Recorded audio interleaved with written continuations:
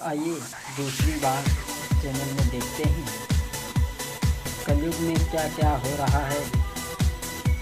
सोचता रहता हूँ भगवान, हे कलयुग महाराज जगत में क्या अन्याय तुम कर रहे।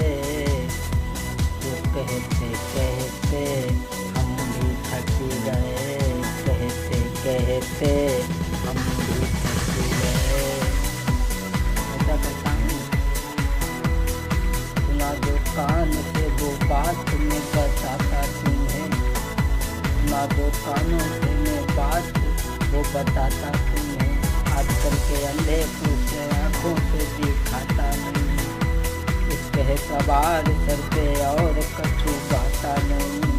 रूठ जाए माता पिता उन्हें कोई मनाता नहीं, देने का जो रूठे घर में खाना तो फिर खाता नहीं। मैंने सोचा हे कलयुग महाराज जगत में क्या अन्याय तुम कर रहे। कहते कहते हम भी थक गए, कहते कहते हम भी थक गए। आइए बच्चों देखें एक कलयुगी पिता की तरफ। एक पिता का लड़का था, वो सीधा साधा था। पिता तो नेता था पर लड़का सीधा साधा था। दुर्भाग्य इतना हुआ कि माँ उसके ना ही थी। माँ के मरने के बाद में बाप ने की सगाई थी। अति सुंदर बेटा की बहू घर में आई थी। दुर्भाग्य हुआ कि उस लड़के की माँ नहीं थी। माँ के मर जाने के बाद में उसके पिता ने अपने बेटा की शादी की। बड़ा ही सीधा लड़का था और बाप नेता नगरी में रहता था। एक दिन वो लड़का बाहर नौकरी करने के लिए चला गया और अपनी पत्नी से कह कर के गया, ऐसा करना हमारे पिताजी को देखते रहना, देखभाल करती रहना।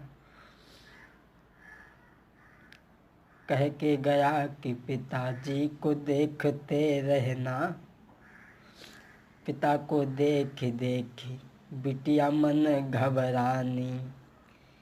इधर वो तो चला गया, पिता ने मन में सोचा, अति सुंदर नारी है जो बने मेरी घरवाली। हाँ, बात जो मन की है वो पी के सब शराब करूँ, बने नारी मेरी जिंदगी सुधर जावे। पिता ने सोचा कि लड़का तो नौकरी पे चला गया, अब यहाँ कौन है, मैं इसे अपना लूँ। और शराब पी कर के अरे सोच विचार के वो मेरे भाई पी दारू आंगन में गए।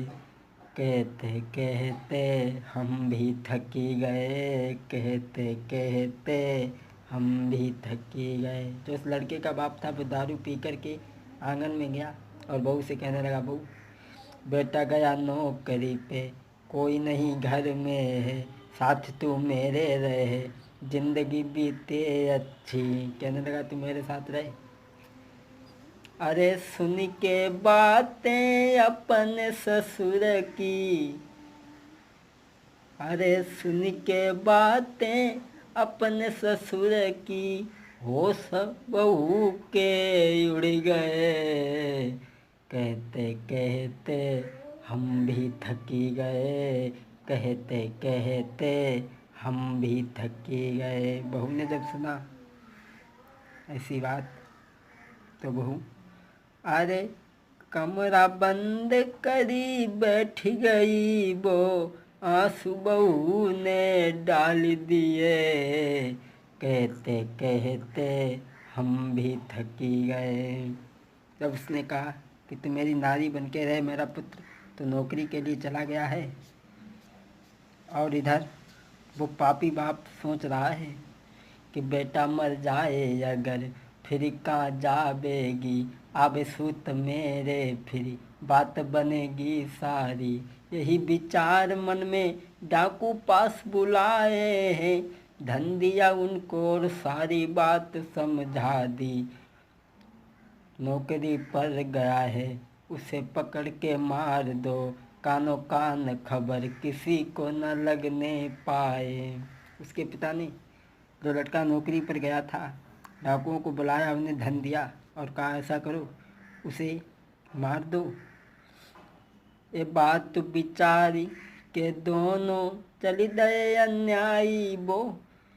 इधर बेटा नौकरी से वापस आ रहा है, सोच रहा है, और पिताजी को खद्दर कपड़े उसने खरीदे हैं भाई, पत्नी को जेवरात ढेर सारे खरीदे, मिलने से पत्नी की उत्साह उसके मन में। इधर इशारा दे के बेटा को बुला लिया है उसने भाई, सीधे साधे बेटा को मार दिया है भाई। बाप ने बेटे को मार दिया। अरे हे कलयुग महाराज, जगत में क्या अन्याय तुम कर रहे, कहते कहते हम भी थकी गए कहते।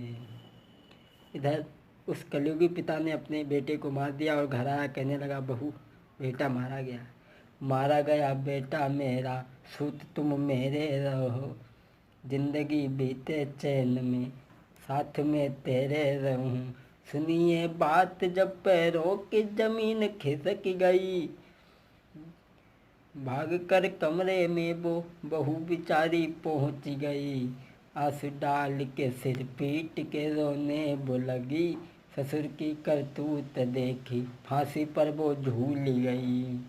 फांसी पे जब झूल गई, और इधर गांव के लोगों ने जब सुना तो मार दिया उस पापी पिता को भाई, गांव के लोगों ने मार दिया उस पिता को भाई।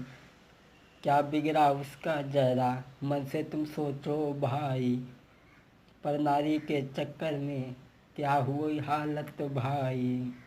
इसलिए अरे हे कलयुग महाराज, जगत में क्या अन्याय तुम कर रहे, कहते कहते हम भी थकी गए, कहते कहते हम भी थकी गए। हे कलयुग महाराज, जगत में क्या अन्याय तुम कर रहे, कहते कहते हम भी थकी गए, कहते कहते हम भी थकी गए।